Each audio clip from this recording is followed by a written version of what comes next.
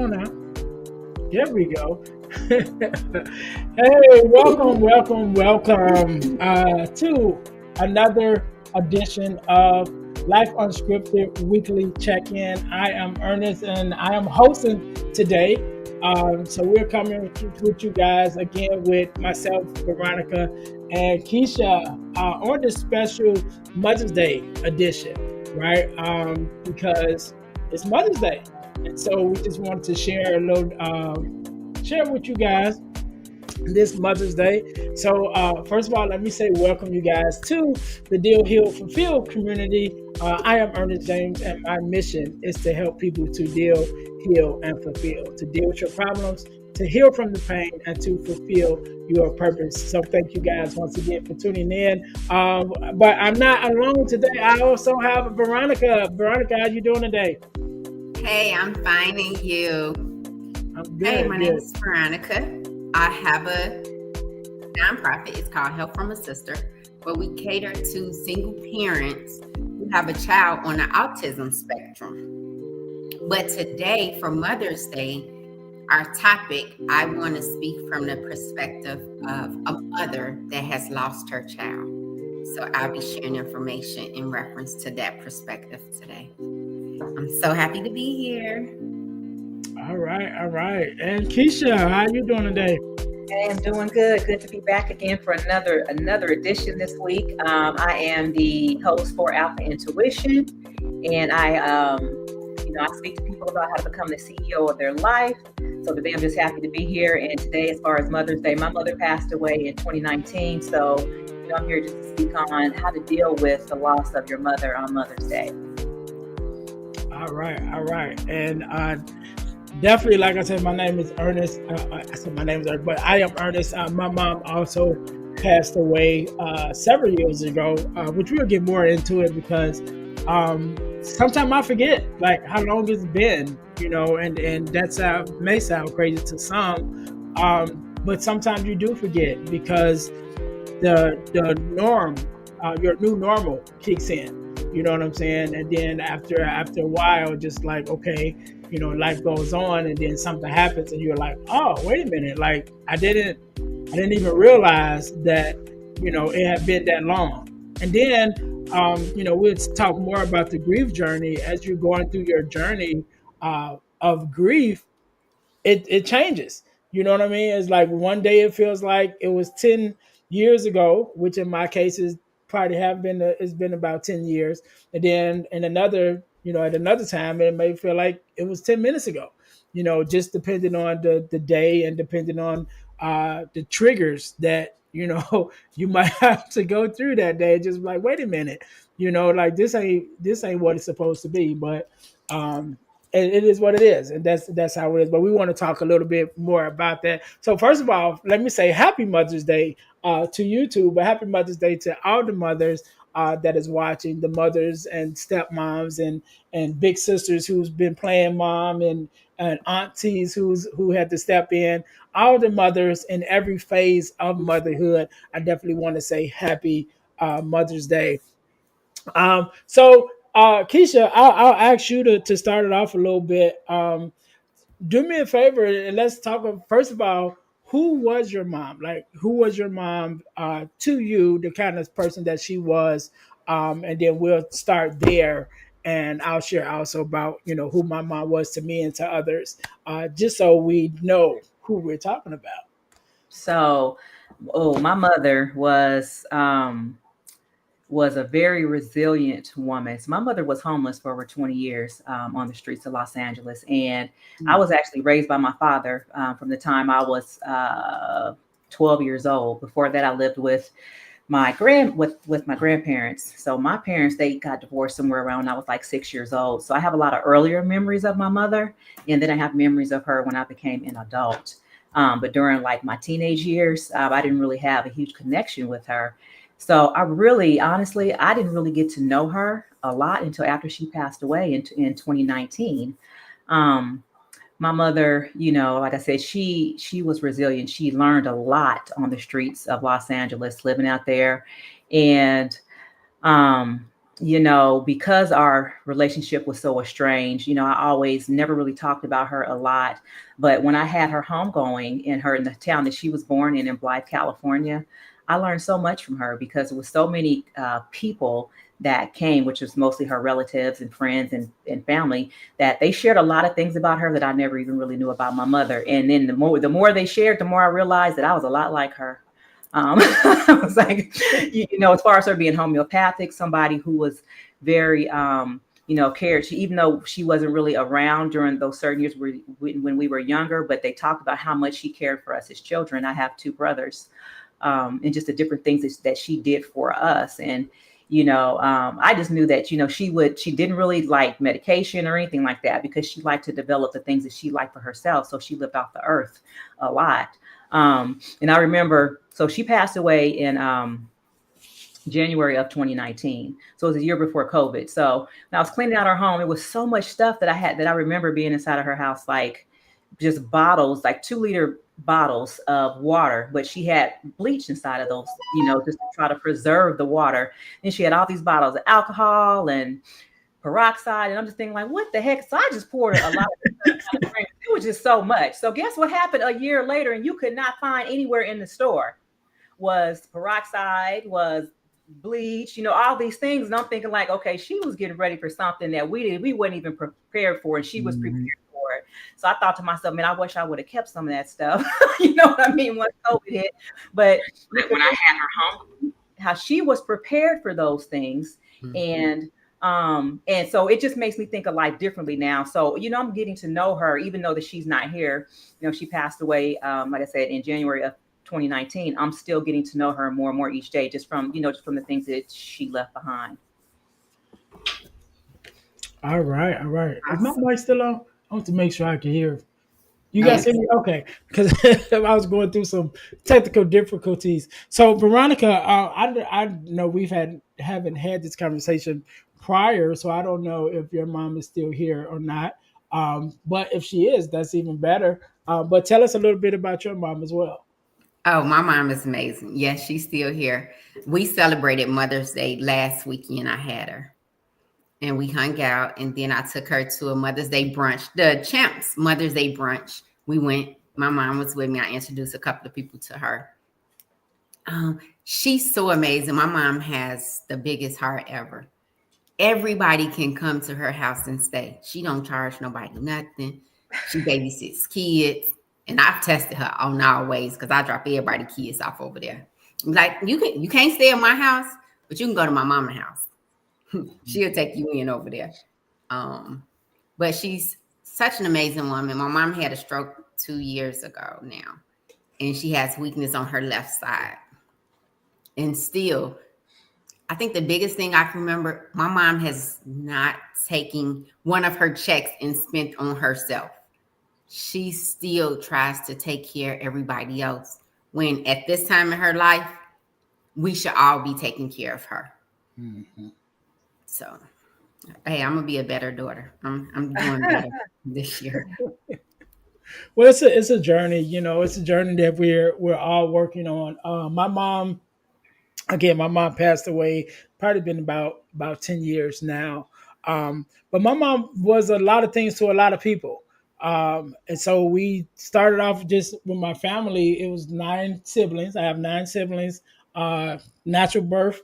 You know what I mean? So that was a thing by itself, and then even with her example to me when it comes to relationships and marriage, seeing the go through that her and my dad went through, just being together and us as a family.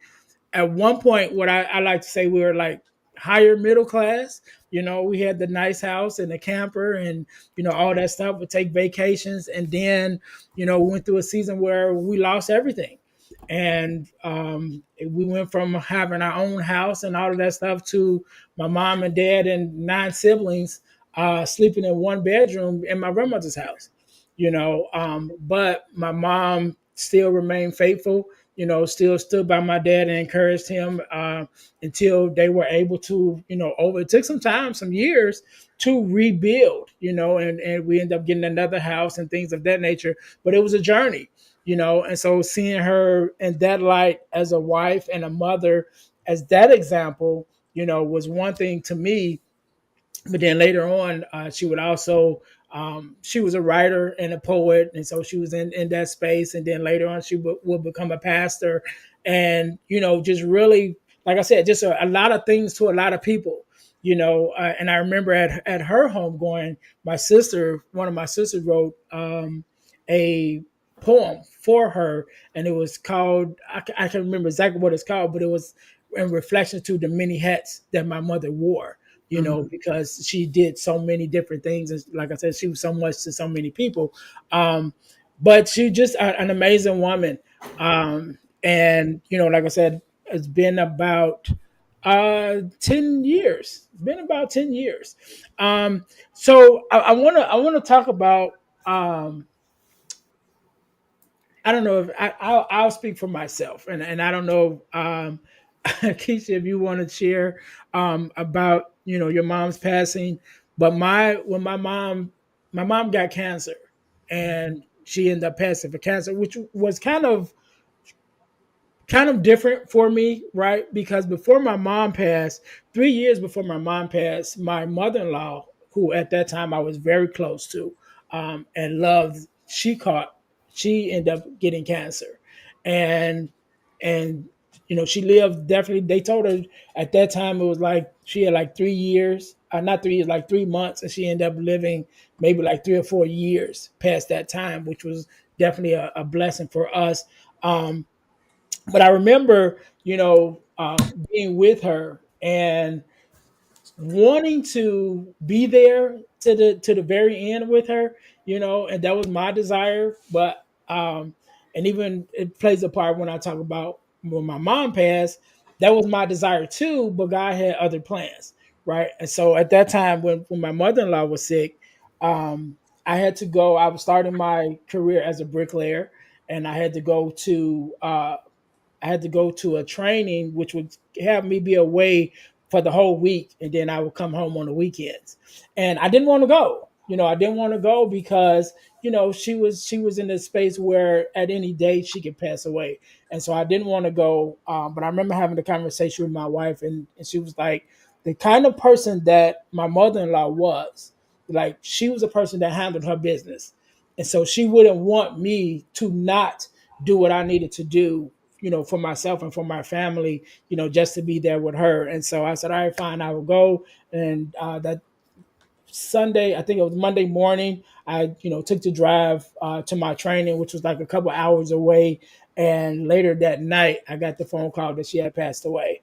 And so fast forward, 3 years after that, when my own mom, going through cancer and dealing with that, I remember going to the house and being there. My whole family was there, and we're just kind of hanging out and everything. And I said, all right, you guys, I'm gonna go home, and I'll see you guys later. And it's literally about 30 minutes from my mom's house to my house. And so I left my mom's house driving home. And literally, as I opened my front door to come into my house, my phone rang. And it was my dad. And he was like, okay, your mom just transitioned, And so I literally closed the door, turned around, and came back. You know what I mean? And so I often think about that because my desire was in both of those cases is like to be there to the very end. But I don't think in the way that it played out that God had other plans for me. Like, no, I don't want you to be there at that moment for whatever reason. He has his reasons, and I just have to accept that. But I know what my desire was. Um, and so I just wanted to share that because that's just something that I remember in my own journey, And so, Keisha, I don't know if you want to share anything about the process of your mom transitioning. Well, like I said, so because my mother was, she actually lived life on her own terms. She didn't really care what anybody else said. Anybody that knew my mom knew that it didn't matter what you felt, what anybody else felt, she was going to do her. And even all the way up until she passed away, because she kind of pushed a lot of people away, including me and her sister. And, we didn't really understand it. So, my daughter lived with her at the time. So I was working on third shift. And, you know, my daughter kept telling me that she wasn't feeling good, that she was sick. And I'm like, your grandmother lived on the streets. Trust me, she got more antibodies in her body than anybody else I know. So she's fine. She'll be just fine. You know what I mean? So she's not going to go to the doctor. She's not going to, let me give her anything. I said, so she'll be fine. Just, let her just be in her own space. And then one night at work, I actually got several calls. I was on my lunch break at work, working. I just became a manager at the time. And I went back to my office. My phone was on the charger. And I had 20 or 30 missed calls, some from my daughter and some from the fire department. And at that time, got ready to call my daughter, and the fire department called me again. And they said my mother had gone into cardiac arrest and wanted me to come home. So I rushed over to the house, and the fireman was taking me in the home, and I asked him, was she okay? And he said, no, ma'am, she passed away. So, and she had passed away before they called me. It was just that's just was there. They didn't want to tell me that over the phone. Mm-hmm. So, and, my daughter told me that when she left the house, she was in the same position that she was in when she got back that evening. And she said she touched her foot and her foot was cold. And then as I looked around the house, there were certain things that were positioned a certain way to where it was like, to me, it felt like she knew she was passing. She had money, her keys, and her ID laid out on the table right beside her. The air conditioning in the house was turned down so low. It was like it was almost off. This was in January in Memphis. So it was like 50 degrees inside the home. And then she had written her phone number on the wall with her name. So to do that, you know what I mean? It was just like, that was just kind of, and then it was certain things she had started doing, I would say the week before leading up to that, not even just pushing us away, because just talking to her siblings, they were just like, if I knew she was sick, I would have called the ambulance, taken her to the hospital. And that's not what she wanted, because, she didn't like to take medication. She didn't want doctors. And anytime I tried to talk to her about, what do you want to do in end of life? She was like, nope, I'm not talking about any of that. But the one thing I can say, she left this earth not owing anyone. The money that she left was more than enough to pay for her, the services that I had. I had one in Memphis, and then I had one in Blythe, California. So everything that it took, I don't know if she researched it beforehand or whatever, but she left just enough. So she didn't owe anybody anything. So that was a good thing. So when I think about, her and how she prepared for this, and like I said, she left this earth the same way that she lived it, on her own terms. Yeah, I love that.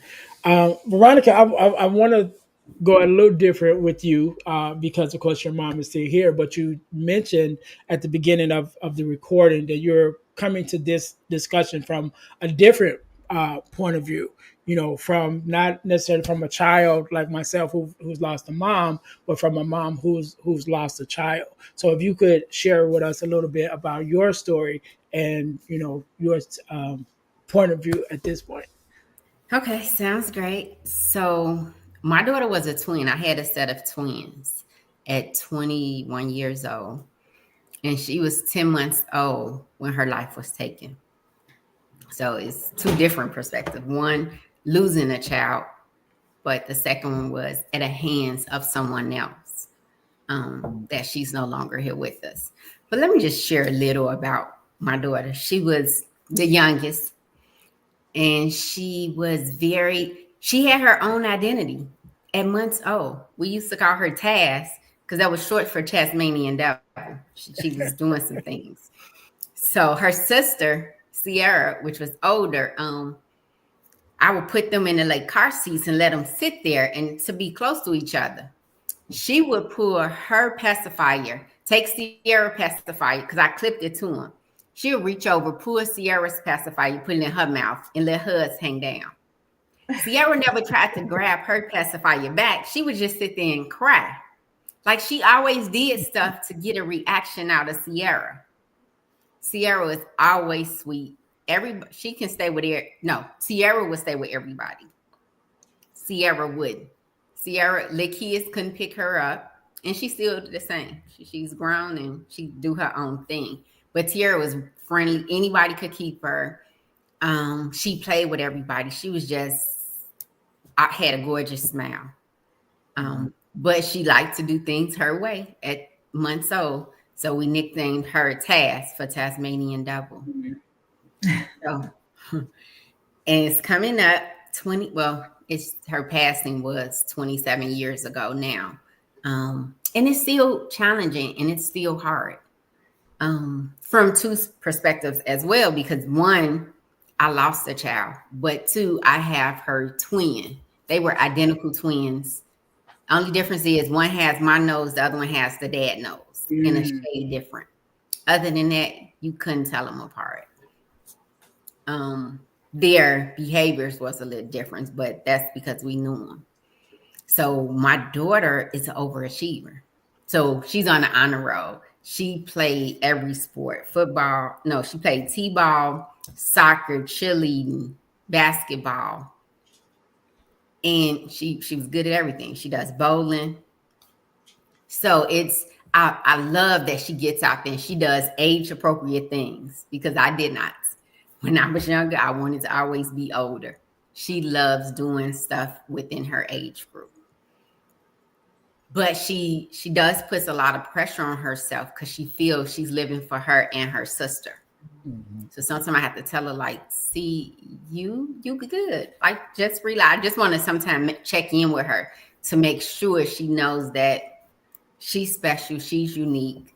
That was a blessing that God left me one, even though the other one was taken. Mm-hmm. But yeah, so yeah, different days are hard, different months. April is always challenging for me. And then June, because June 19th is when my daughter will be turning 28. And one is not here, but one is. Yeah. And I want to talk about that a little bit, because that is a reality. So even the month of May for myself and my family is a little difficult, should I say, and even July, because my birthday is May 1st. So it's like, all right, May 1st is my birthday, mom's not here. Then we got Mother's Day, mom's not here. But then my mother's birthday is in May too, so it's like, okay, mom's not here, and so even when she was still here, and so, during the time she was sick, it was like, okay, we want her to make it, to her birthday. We want her to make it to Mother's Day, and she did. And then it was like, we want her to make it to the 4th of July, and she did. But she ended up passing July 5th, and so now, like, coming into the month of May, is like, okay, my birthday is there, Mother's Day is there, her birthday is there, my brother's birthday is in May too, and then we're going right into the 4th of July weekend, where we, everybody wants, we celebrate the 4th of July, but all of those is days. And that's why I always say, like, why it's so important for us to have these conversations, especially around the holidays. And we think about Thanksgiving. I always say Thanksgiving, while everyone is, coming to the table to celebrate, it brings to your attention the empty seats around the table, for people that's not there anymore. And so, I believe that, we have these different experiences, and there's different things that triggers the memories, because sometimes it's be like I said, sometimes it's like it was a long time ago, and then sometimes it's like it was not too long ago, right? And I think our one of our conversations last, Veronica, you were mentioning about you had mentioned about the situation that had happened a couple of years ago at the cemetery. I think it was Burr Oak, at the cemetery. Yes. With the whole that thing. And I remember telling you that was a trigger for me, because when that happened, my grandmother is buried there. My uncle is buried there. I think at that time, most of our family members who had passed were buried there, including my mom.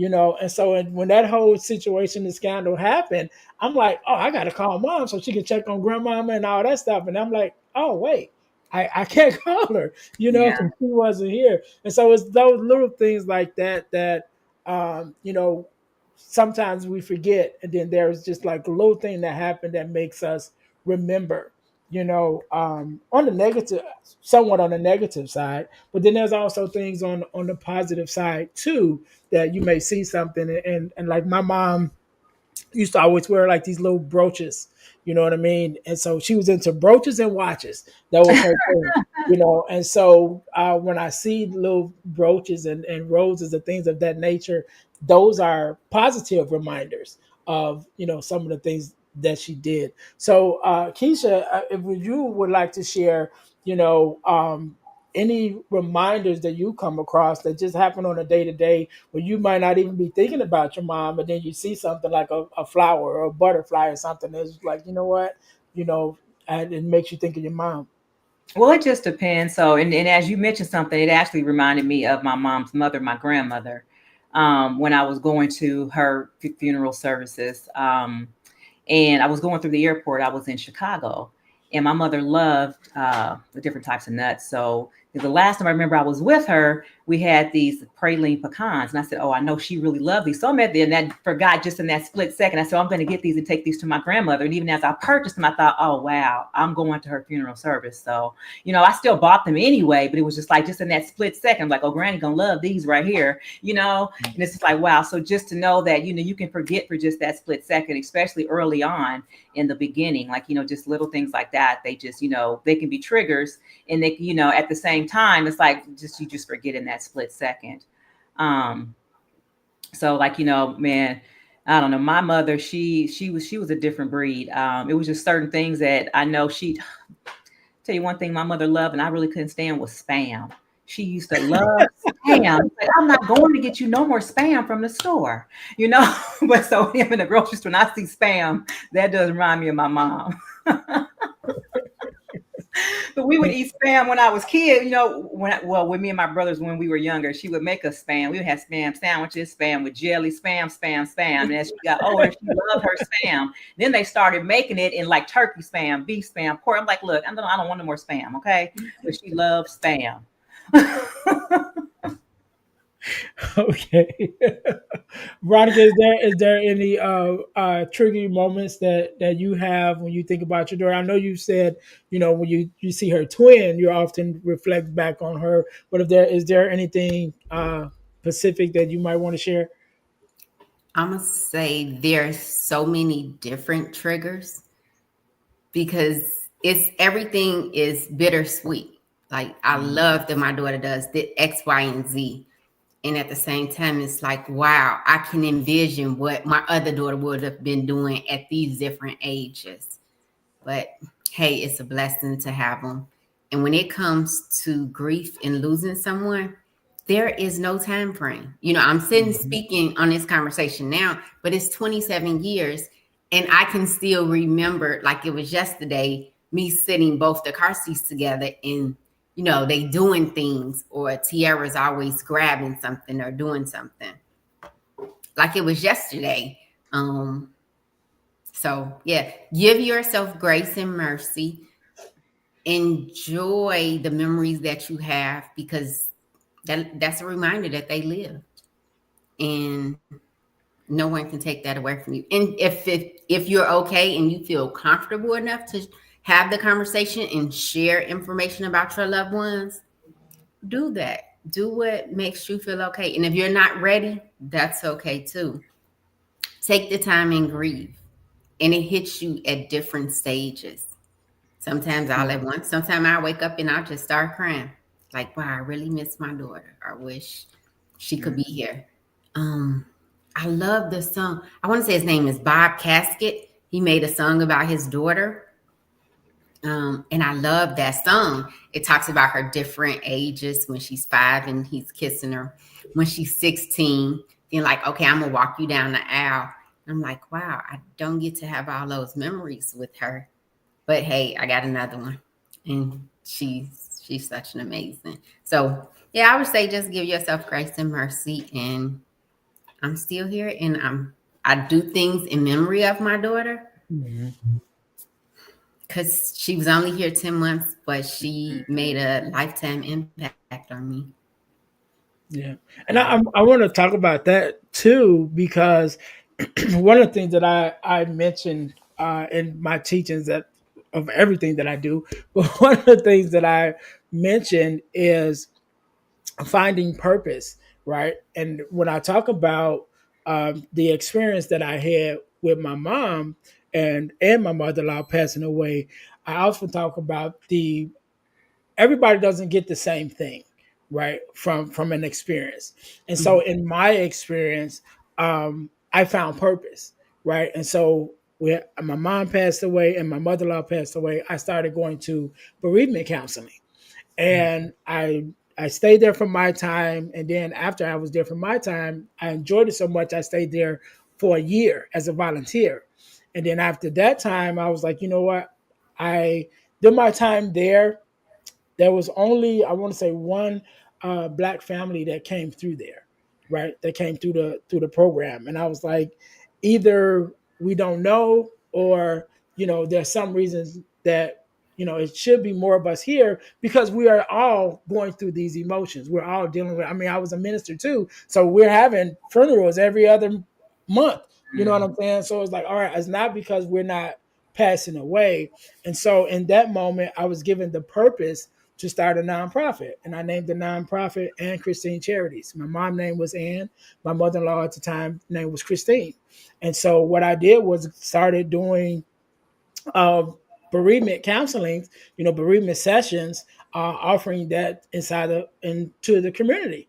And so that was like purpose that I found in the midst of dealing with the passing of my mom. But everyone doesn't get that, because I always say, there's a book that I'm going to write, and people don't steal my idea, but there's a book that I'm going to write that's called The Collateral Damage of Purpose, because I got the purpose out of it. I got 8 siblings. They didn't get that purpose. They got the pain, but they didn't get the purpose. And so there are so many things that we go through in life where we may be commissioned because of our experience to move forward and to bring change, but there are other people that go through that same experience, but they only get the pain part of it. And so I think about you, Veronica, even with your what you're doing now with Help from a Sister, which is kind of your own story, but I still think that maybe in some way that plays a part also, in the memory of what you do in the work that you do now. Yes, no, that is so true. And I'm glad you mentioned that. So, of course, I want to be a part of that project as well. But just having a conversation with my dad several years ago and just trying to understand. So, I'm the oldest child that my dad has. So, therefore, I had the first grandson and the first granddaughters. So, from my takeaway from what I went through, I wanted to be around more kids. Like, I wanted my sister and my cousins have babies. Like, hey, bring me your babies. Let me watch them. At least I know they're going to be safe with me. I'm going to watch over them because I learned that most children don't make it past the age of 1. There's a 50% chance they'll make it past 1. They make it to 1. It's a percentage that they'll make it to 2. After that, they'll be okay. So I'm like, all right, give me your child for the first 2 years. When I'm off work, they can come to my house. That's what I did. My dad took it the other way and said, because that loss was so great, me losing a granddaughter, I don't want to be around babies. Let me wait till they get 4 and 5, and then I want to start developing a relationship with them. Well, he missed out on his other grandchildren growing up because he waited. But the pain for him, he took it in a different way. Mm-hmm. And we had that conversation, years later, and I explained it to him. He was like, wow, yeah, that's true. That's the way that I took it. So I agree. Each person process things differently. But for me, I want to heal. I want to heal, and I want to help other people not get in a situation. So that's where Help from a Sister was birthed. Because one, I was a single parent. I was trying to figure it out. And I didn't know about the services that was out there to help me pay for childcare. Mm-hmm. I knew I can get a discount at the daycare. Well, put the 2-year-old in the daycare because my son was into everything. But the babies, I didn't know that I can pay someone in the family to watch them. Someone else outside of my family agreed to watch them. And from that, I lost the child. So, yes, collateral damage from that situation. Yeah, that's hard. And people have a choice on how they want to respond in those situations. Mm-hmm. But with the right tools, the right communities and networking, let's grow from it. I don't want people to be bitter because of the situation. Because I do know at the end of the day, God gives life and God takes life. So whatever his reasons were, it's not to my understanding. I only had her a short period of time. Yeah. Look, I'm gonna tell you something that you made me think about was just not only the people that are left behind, but the items that are left behind. Um, when I brought my mother to Memphis, Tennessee, she did not want to get on an airplane. She wanted me to go and get her, so I had to go get her, put her in a vehicle, and bring her back. Now at the time, she was living, outside on the street, so she had this stuff. Most of it was either on the ground or in a basket, and I thought it was junk, but to her, it was everything she had in the world, and it was her junk. It was her stuff. And she was mad at me because why didn't I get a bigger vehicle? I'm like, excuse me, I'm here to help you. And you tell why didn't I get a bigger vehicle? You ain't contributed no money. I'm sitting here like, really, woman? So as I got the only thing, one of the things that I couldn't bring was a mirror that she really wanted. And I'm thinking like, the mirror can't come. I'm sorry. It's just not going to come. Right. So everything that we had inside of the vehicle, we brought to Memphis. So eventually, with some the money that her mother left when she passed away, we were able to purchase her a home. So in the home, she had all this, and her sister, my aunt, came to Memphis at one point, and I said, "Can you please bring that mirror for my mom?" And so she brought that mirror, and my mom was just in heaven that she had this mirror again. I'm thinking like it was just a cracked mirror. I mean, it was broken, it was chipped, but it was her mirror. So fast forward to when she passed away. That it was so difficult for me to get rid of all of these things that she had because she fought me tooth and nail for everything, that was hers. And when it came time to get rid of it, I just really couldn't do it. It sat in the house, for a couple of years. And I think just recently, within the last year or so, I finally donated it because I couldn't just throw it all away. I just couldn't do it because I'm like, it was her stuff. And she was very, it was hers. It didn't matter who else thought of what of it. It was her things and they belonged to her. So like I said, after she passed away, all those things that she left, I finally donated them because I figured if I just threw them in the trash, it would just be pointless because she fought for them so hard. So I donated them to the Goodwill, and hopefully somebody got a lot of good use out of the things that she left behind.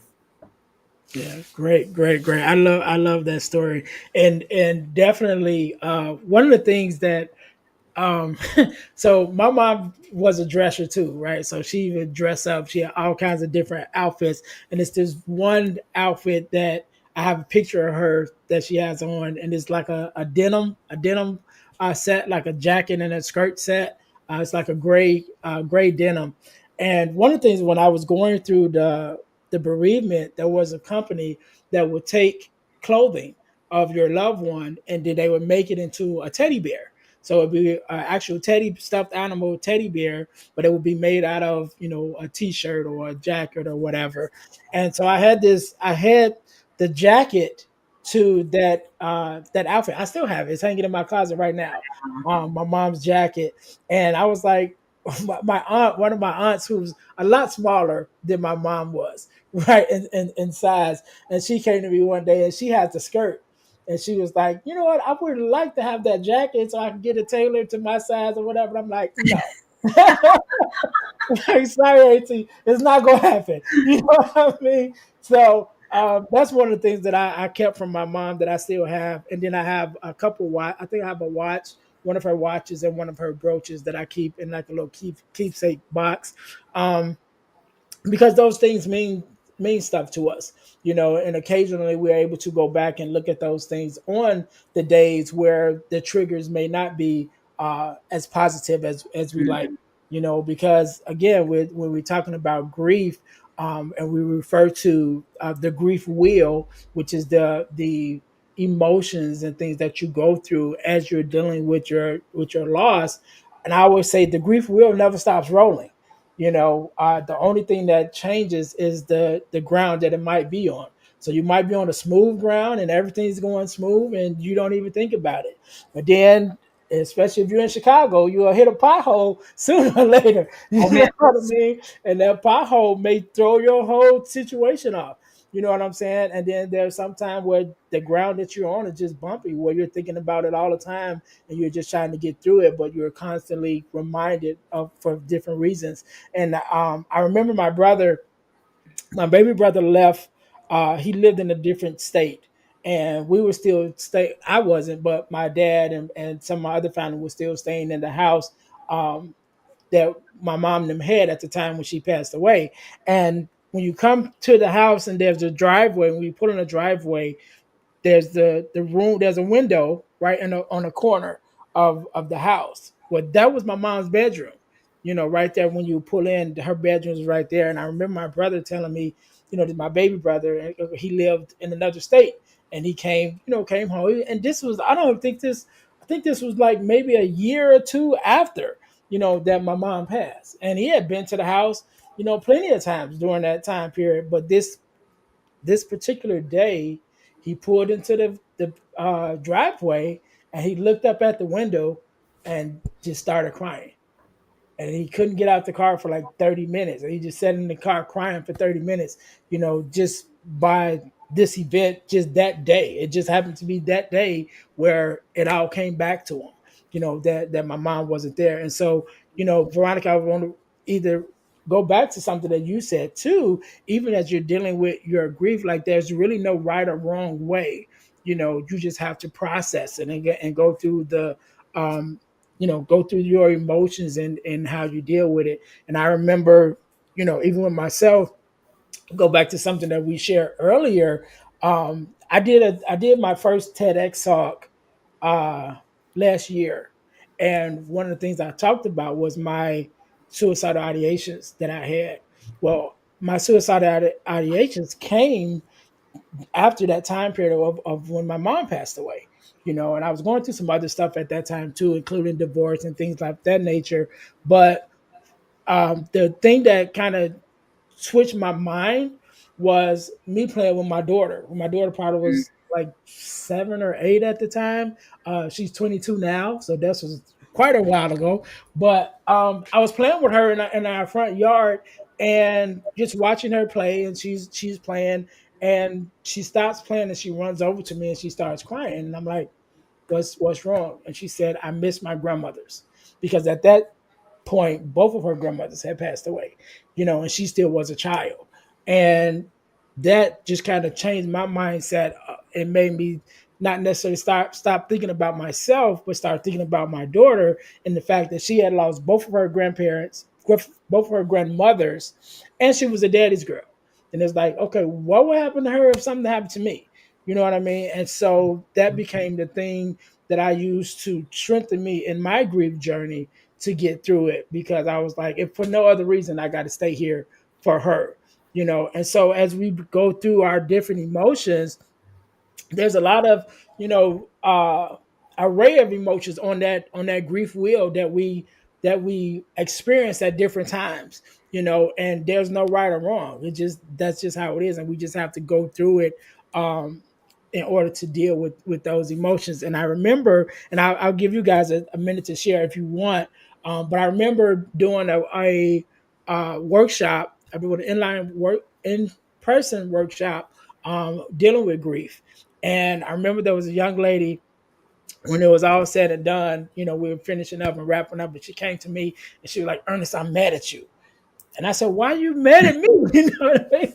She said I think it had been 5 years since she had lost one of her sons. And she was like, I never realized that I didn't grieve the loss of my one son, because when he passed, it made me focus so hard on my other sons. And so she, became overprotective and really like focusing on them, making sure they were good. But in us having this workshop, she realized, like, I didn't never really take the time to grieve, the son that I lost. And this was years later. And so, just dealing with that grief and being able to process it and go through it, again, there's no right or wrong way, but we just have to understand that, there is an array of emotions. Sometimes there's anger, sometimes there's disbelief, the whole thing of emotions that comes along with it. But we have to be able to just roll with it and work our way through it in order to get to the healing of it. Yes, no, I definitely agree with that. And I would say, my grieving comes and goes. But I want to say those first couple of months, I only focused on me. I didn't see anybody else until I had a real conversation with myself. that say, hey, yes, you're grieving, you're hurt, you just lost a daughter, but you have two other children that's here. So if you lay down and focus on what you don't have, you're going to miss out on all that you do have.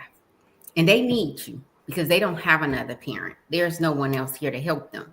So do you want to let them fend for themselves, or do you want to show up and be the best parent?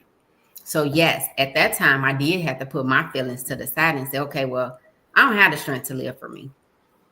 I do have the strength to say, God still left me with two children. Okay, let me be the vessel that he needs to make sure they're okay.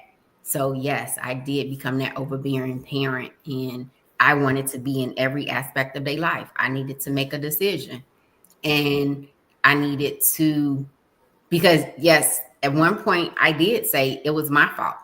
It was God's fault. It was his fault. It was the daddy fault for not even helping me. Like, I went through those processes and put the blame on everybody else. And then I had to come back and give all of us grace and mercy. The hardest was to give me the grace and mercy, because I brought the person into our lives that created the catastrophe, right? But I had to forgive myself, and then I had to forgive everyone else and know that sometimes things happen. It was a test, right? And for the test, I have the testimony, but I can't keep it to myself. I think this is the season I am in my life where I have to share these stories. Yes, they are uncomfortable. Yes, I'm still living through it. I'm still having the emotion. I'm still going through things. But if I don't share my story, my thoughts, and what's going on, someone else is dying or someone else is drinking themselves. Oh, oh no. Yeah. So I think for me, after my mom passed away, it was I did, I went through those moments where I felt like it was my fault, because I told you my daughter, had kept calling me, telling me to come by because she was sick, and I didn't go by there because of, just a little argument. I wouldn't say argument, but we had a disagreement a couple of weeks prior. So it was just like me not wanting to really deal with, that conversation. So I just kind of stayed away. So I did feel bad for a while afterwards. And then I think it was more so my brothers that just told me, to just reminded me, like, you went and got her from California and brought her back to Memphis with you. You made sure that she didn't die on the streets by herself. These are the things that you did to help her towards the end of her life. And you did more for her than anybody else did. So in those moments, it just kind of helped me to deal with it. Of course, I still felt a certain way afterwards, thinking about what I could have done differently. What if, the woulda, coulda, shoulda. And so it just took a lot of praying and me just, talking to God and knowing that ultimately nobody knows the time or the hour, that our days are numbered from the time we, when we were conceived in the womb. So it's not up to me to determine how and when she could have left. It was up to God. So I had to just believe that and know that it was her time. And that while she was here, I did the best I could for her. Yes. Yeah, and I think that's one of the things that we have to be able to do to give ourselves grace, to give ourselves that moment to recognize that we did do what we could. You know what I mean? Because I remember for a time, it was not way before my mom passed, but it was definitely time before she passed, that we had a disagreement, and I kind of held that to myself, that like we weren't seeing eye to eye, and I'll share this story before we get out of here, and I want to say this, because oftentimes in the midst of our grief, in the midst of the things that we're going through, God still answers prayer, right? And so with me, in the midst of, after my mom passed, I was dealing with this thing that was this guilt. I was dealing with this guilt because I'm like, all right, even though we were good, that last, disagreement that we had still played a part. It still stuck with me, right? And I said, man, one of the things that I started dealing with at that time was, did I make my mom proud? Right? Mm-hmm. I was like, did I make her proud as a son? And I probably was dealing with this probably for some months, right? And so I I'll say keeper, right? I'm a keeper. I keep things, little keepsakes and things like of that nature. I keep and I hold on to. And I mentioned earlier that my mom was a poet, and so she would write poetry. And I was going through some of my things that I had kept, for over the years, and I came across a piece of paper where my mom had wrote me a poem for my birthday in '94. I think this was '94 when she wrote it. I think I was 19 years old, and she had wrote me this poem for my birthday. And I don't remember all the words to the whole thing, but the very last sentence was, "You make me so proud."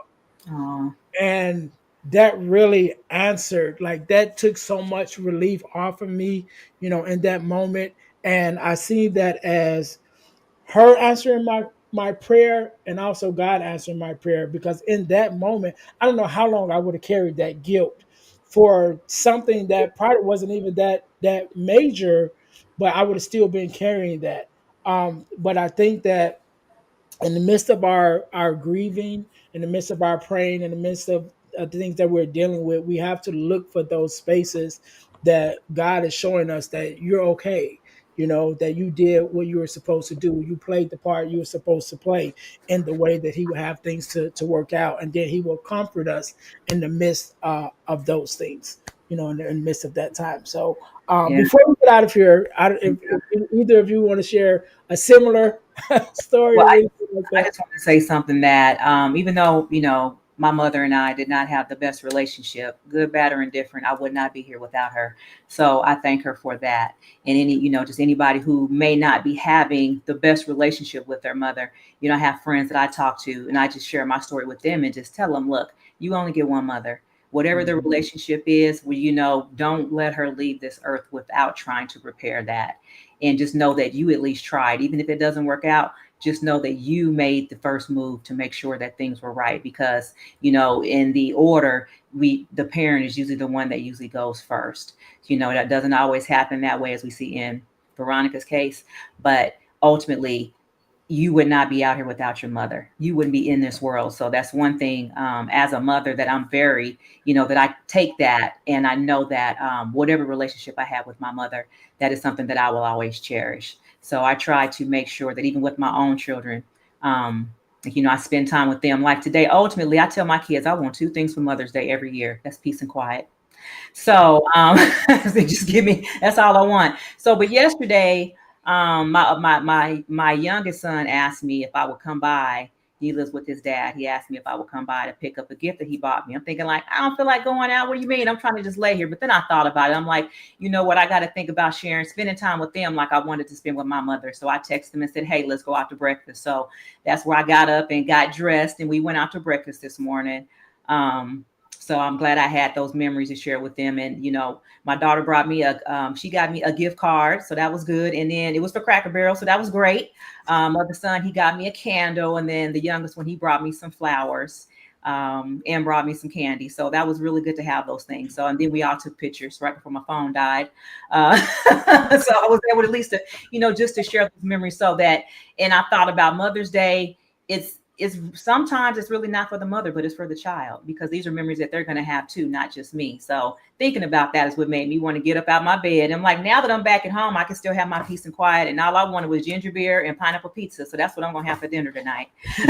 Awesome. Nice. Is there anything you want to share, Veronica? Yeah, my last verse, I would like to say, well, my daughter's amazing. She sent me chocolate covered strawberries. I told her I just want to see her. So she will be here May 22nd through the 27th. And then, of course, me and her are going to the Maldives in June. Her 28th birthday, will be vacationing together. Nice. And my son is the one is paying for my massage today. So he's like, Mom, go get a massage on me. Okay, thank you. Beautiful thing. Those kids have jobs. Yes. And they can start contributing.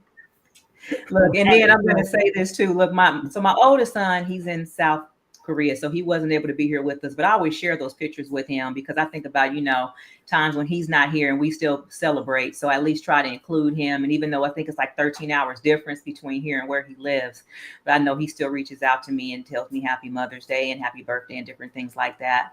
But just to know that, even when he's far away, he still thinks of me. So I still try to at least include him in things so he can have those memories as well. All right. All right. This has been an amazing conversation, ladies. Thank you so much for having me. And again, happy Mother's Day to the both of you. Happy Mother's Day to all of everyone that is watching. Before we get out of here, I know we all got things coming up. So in the next couple of days, we are working on some stuff. So Veronica, what do you have coming up? I have the second Single Parents Conference, May 8th, next Saturday, May 17th, at the Discovery, 8560 Cottage Grove, from 12-7. We're going to be sharing stories on autism and the journey that we are facing today. So if you interested, go to the website to get the information or call my number that's below. All right. All right. Keisha, what you got? All right. So I am having the second Skilled Trades workshop at the library on Poplar in Memphis, Tennessee. So if you are a high school senior, you still have options. If you're not going to college, you're not going to the military, and you don't know what else to do, skilled trades are an option for you. So come on out to the library and I can, have a conversation with you to let you know about all the different building trades that are right here in the tri-state area, Arkansas, Tennessee, and Mississippi, and get you on your way to start making some good money real quick and real fast. All right. All right. That is great. I am connected to both of these events because I am number one, a tradesman of 20 something years as a bricklayer. So definitely me and Keisha shared that, our belief in the trades and how the trades has made a great difference in our lives. And of course, I have been a part of the first single parent conference and the second single parents conference. And this year I will actually be speaking as one of the speakers at the single parents conference this year. So excited about that. The main other thing that I have coming up on the 24th, I am doing a virtual workshop dealing with what we've been talking about today, which is how to manage your grief during these holiday seasons. And so this is Mother's Day today. But we're going to address it because we're dealing with grief. We're dealing with it every day, not just on the holidays. And so I'm going to be doing a workshop on the 24th. I will make sure I put that in the descriptions down below. As you guys see, all of our information is shared.